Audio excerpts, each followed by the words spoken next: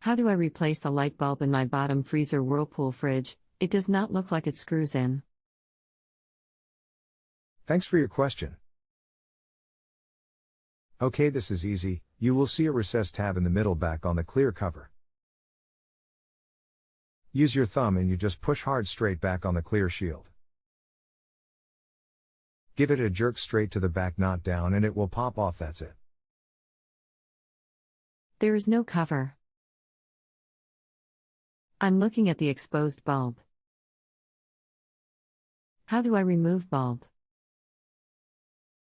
In the freezer section there is just a light bulb. It just unscrews like a regular bulb, nothing special. If you have a home improvement or appliance question and want to chat with an expert now, visit justanswer.com/YTHI.